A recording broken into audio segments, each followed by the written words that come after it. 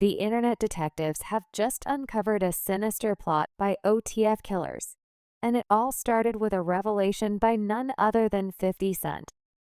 Even with Durk, I was telling him, like, I was like, yo, this is them, right? It's the real shit, right? He was like, yeah. And I said, yo, just watch him. And a recently surfaced interview has revealed that an incident that saw Durk and his girlfriend almost lose their lives was an inside job. Did they ever figure out who was behind that? That had to be an inside job. The details of what happened are shocking, and it seems that Durk's crew have no problem taking him out strap-in, because this is a wild one. OTF killers planned Lil Durk's death, although OTF guys would be the last ones to try to harm their boss. The evidence is undeniable. These guys actually tried to rob Durkio. Remember in 2021 when Durk almost got murked at his house? Well, the details of the incident have slowly been seeping through to the internet.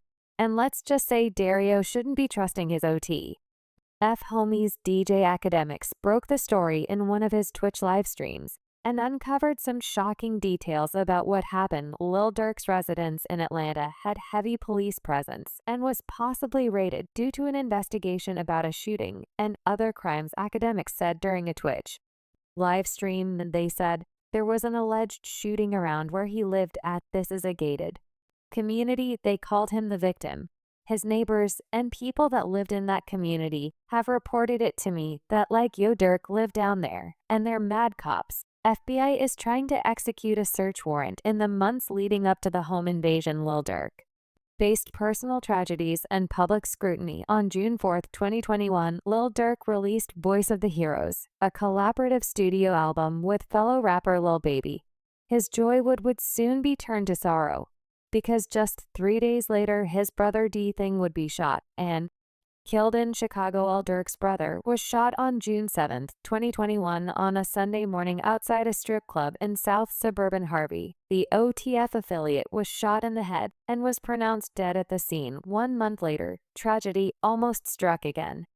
On the evening of July 10, 2021, Lil Durk and India Rayel sought to escape the public eye and enjoy a quiet night at their home in the upscale Chateau Alon neighborhood of Break in Atlanta. This gated community, known for its exclusivity and security, seemed like the perfect place for the couple to find peace and privacy. As they settled in for the night, there was no indication of the danger that lay ahead. The tranquility of their evening was abruptly shattered in the early hours of July 11 around 5 o'clock. A group of unidentified individuals targeted their residence, forcing their way inside with a boldness that defied the security measures of the gated community. The invasion was sudden and unexpected, catching Lil Durk and India Rayel off guard in what should have been the safety of their own home. Upon entry, a shootout ensued. According to the Georgia Bureau of Investigation, the couple exchanged gunfire with the intruders, who managed to flee from the scene before cops arrived. Dario took to the booth immediately to address the situation, and the track Pissed Me Off, where he rapped, "You ain't get back for your mans, you in the club like he ain't dead, Nike ski mask for the the only time you wear it, ran inside my crib, but the Glock 10 was by the bed. I'll get my gun to India before I put it in your hand." In an interview with DJ Academic, the rapper revealed that he was forced to move houses after the incident.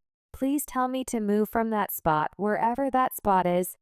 You got out of there, no on lives." Though Dario also revealed that no one knew where his new spot was, not even his best friend. Tell me move from that spot, wherever that spot is. You got out of there. No, we don't live there. Now here's where Destroy gets interesting, because Big Act revealed what everyone was thinking: it was an inside job. Did they ever figure out who was behind that? That had to be job. And DJ Academics wasn't the only one who noticed this, because 50 Cent also tried to warn Durkio about his crew. 50 Cent and Lil Durk linked up back in 2022 to make the track Power Powder Respect. During their time working together, 50 Cent took on a mentor-like role, offering Lil Durk invaluable advice. In a candid moment, 50 Cent warned Lil Durk to be vigilant about his crew. In an interview on The Breakfast Club, the rapper was asked whether he ever tried to talk to younger artists about not getting caught up with life in the streets. Did they ever figure out who was behind that? That had to be an inside job. It turns out even back then, someone in Durk's crew was on some funny business, because the Chicago rapper told 50 Cent that someone had leaked his address, and he almost got robbed in a home invasion. When you look at some of these younger artists and you see how they idolize you and idolize your music, and then you see them get caught up. Yeah. Do you have conversations with them? Like I remember Casanova, and you was trying to talk to Casanova, Troy Ave, and now Lil Durk. Do you have conversations with them and be like, I've seen this? It seems there's no honor among thieves. And although no one has confirmed that it was OTF guys who tried to rob Dirt, the information that has been flying around strongly points to them. And OTF is notorious in the streets because they have been involved in several shootings as well as carefully planned murders. The crew have hit the headlines after they planned an assassination for almost 2 years in what might be the craziest hit in hip-hop history. OTF killers planning rappers' deaths. The OTF planned assassination of Quando Rondo began back in 2020 after the death of King Von. What's crazy is that at one time Quando Rondo was cool with Durk and OTF. In an interview with DJ Academics, Lil Durk revealed that he, V, and Quando were buddies and often clowned V's ops. 63rd together. Even with Durk, I was telling him, like when I had him, he was in New York. Yep. Then, like I was like, yo, this is them, right? It's a real, right? He was like, yeah. And I said, yo, just watch him. His crew. When you said that to Durk, what was his response to you? He said, you know what? He said, somebody just came in my house. How do they know exactly what the address is? I don't give my address to nobody like this. It's not because something happened. The robbery in Georgia? Yeah. When India had to shoot? He went straight to talking about that. Mm-hmm. But all this love would soon turn to deep hatred. One fateful night outside a club on August 5th, 2020, Quando Rondo took his homie El Tim to the club. El Tim had just got out of jail after he was arrested and charged with conspiracy to violate the Georgia Controlled Substance Act, theft by receiving stolen property, and obstruction after detectives seized more than $16,000, 15 rounds of marijuana, and 2 firearms. I'm saying though, they got 63rd some dirty However, Quando Rondo, who was with him, didn't want to party. Instead, he wanted to nap outside the club in the car. Interestingly, El Tim decided to stay with Quando in the car, which made all the difference. He just wanna, you feel me? He just got out of prison. He just wanna have fun. He like, little bro, Lil Tim tell me, little bro, I'm not about to let you go in no club. He be like, no, little bro, I'm not about to let you sit in no car and go to sleep. Right, by yourself. You feel me? I'm about to sit in and roll up. At the same time, King Val had just left Opium nightclub after successfully releasing his first album, Welcome to A Block, and headed to the Monaco Hookah Lounge, where Quando and El Tim were just as V was about to exit his vehicle and head to the club. One of his homeboy notified him that he had just seen fellow rapper Quando Rondo in the parking lot. V was out of the car in a split second and headed toward Q's direction. Quando was now on his way to the club. Vaughn attacked him with a few crew members behind him. Knocking him to the ground, Vaughn's guys joined in and started raining blows on Quando as he tried vainly to escape his attackers. In a split second, El Tim appeared from behind their vehicle with a gun in hand and started letting off shots as everyone ran away. V was hit on his torso. 2 off-duty cops who were near the club started letting off shots and shot Lil Tim. After the dust settled, V's guys pulled up next to him and loaded him into the vehicle before speeding to the nearest hospital. El Tim limped into their vehicle with Quando Rondo and drove to the hospital. As fate would have it, the 2 groups ended up in the same hospital. Luckily, there was no more violence.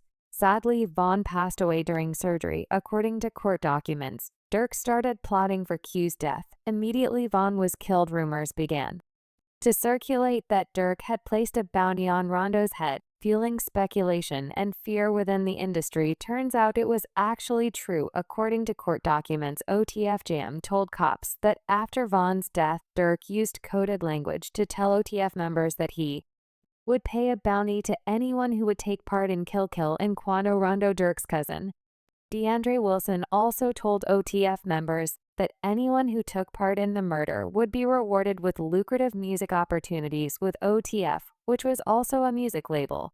The first time Quando Rondo almost lost his life was back in 2021 in Georgia.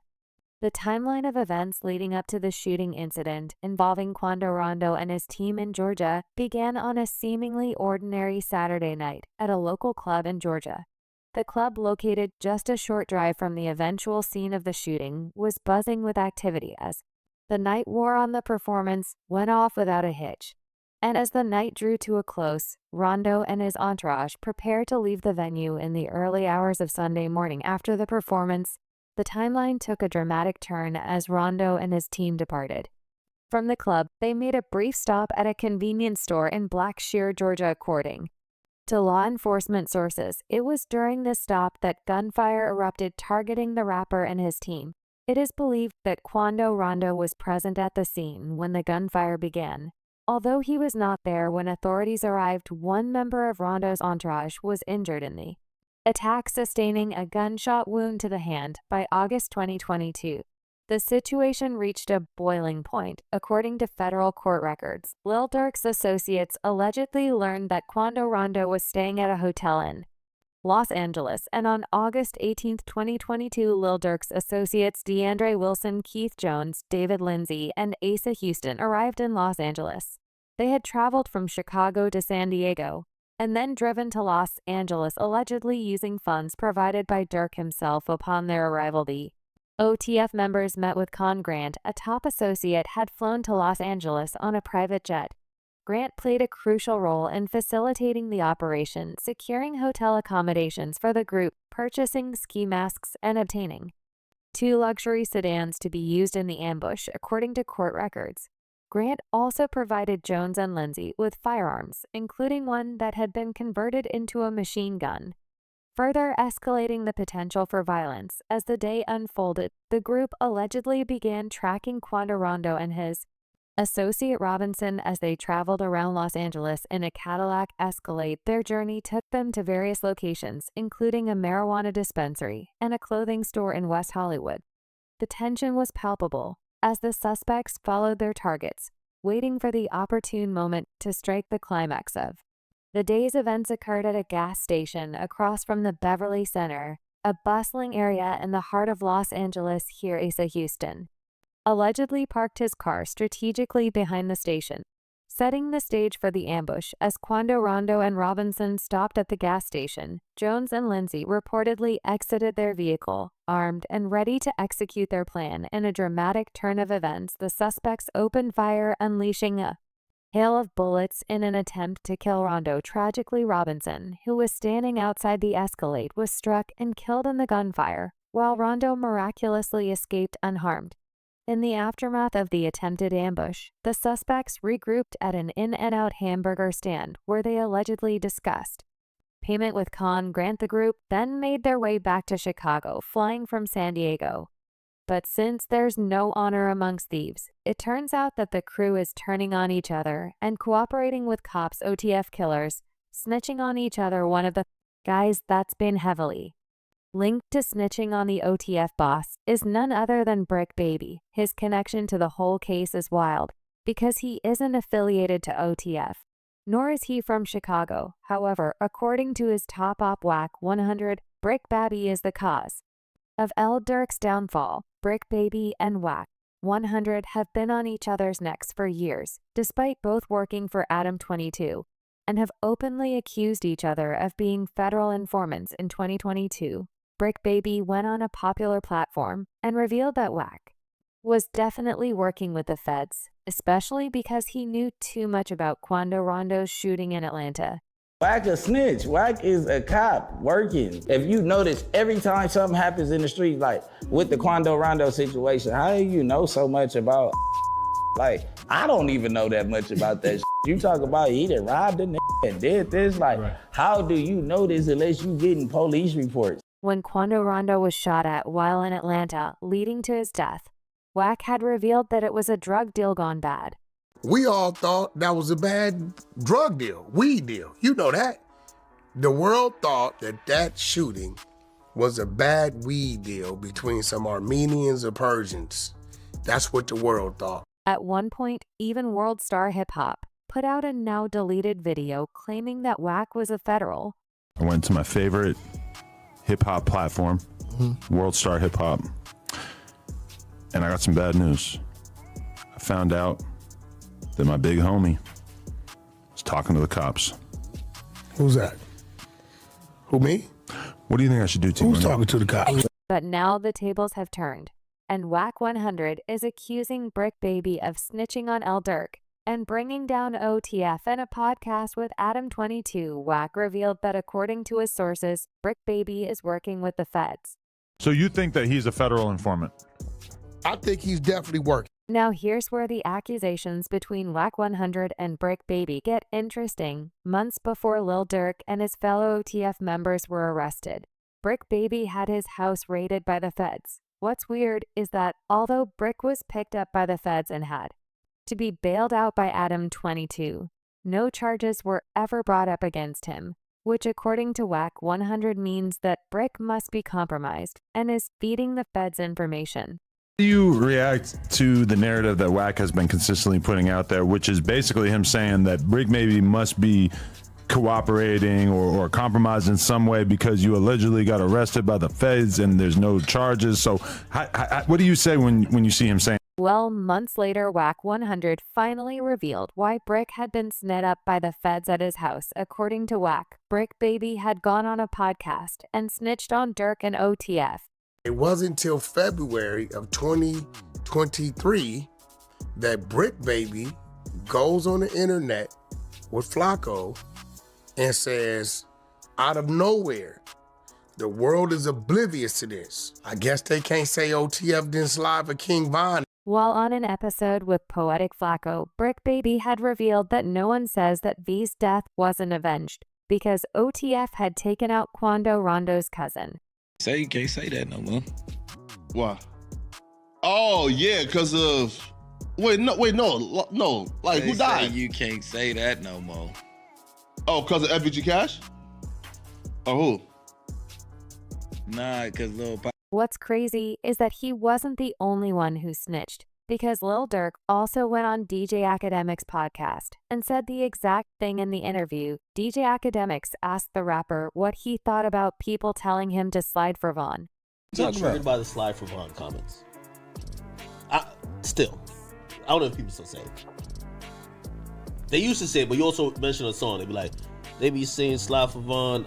I think they. Well, according to Lil Durk, there was a reason those comments had long disappeared from the internet. For some reason, I just don't see comments. For some odd reason, I don't know, might be the world. You be them comments a lot. They kind of chilled at it, turns out. That after Brick Baby's truth-telling session on the podcast, the feds obtained a search warrant. Now, according to Whack 100, the feds had come to get Brick Baby's phone, which had some pretty interesting information.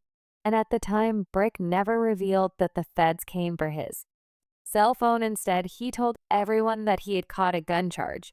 March, the feds get on Brick. We don't know this. We're under the presumption that it's an AK-47 case.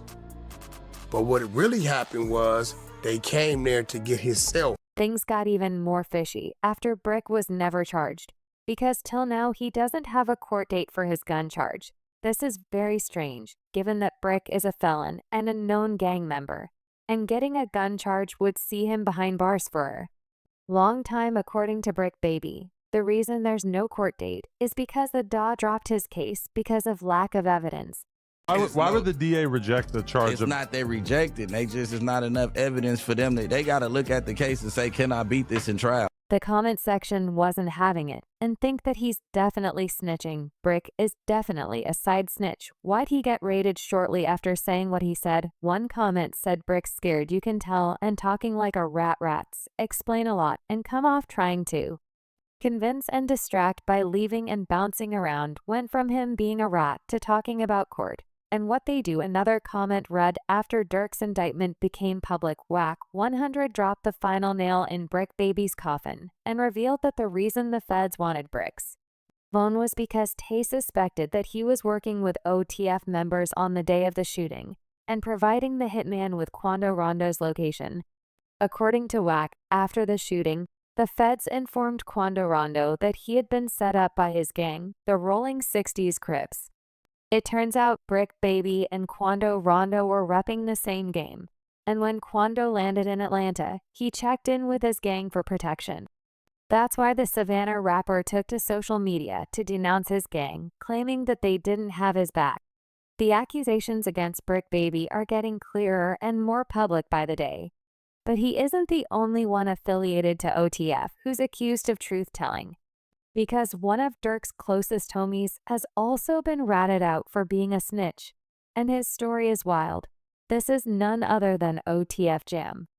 From the day the news about OTF being brought down went public, there's been one name that has consistently been put on blast for being an informer. That's none other than OTF Jam. Things went from bad to worse for the OTF rapper after damning photos of him going up to the Fed surface and went viral on the internet. DJ Academics posted this photo of the alleged snitch in an interrogation room, filling up on some fries and fried chicken, and all eyes were on him.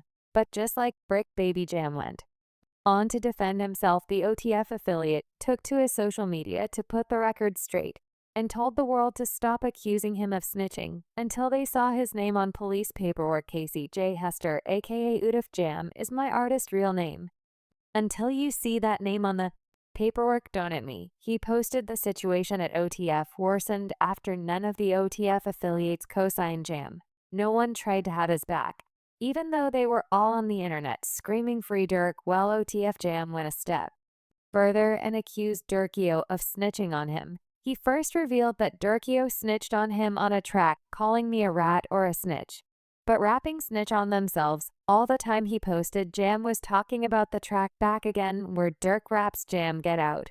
That Jam, I get him 50, ain't got to ask again. He was catching murders way back then. That's when the max was in.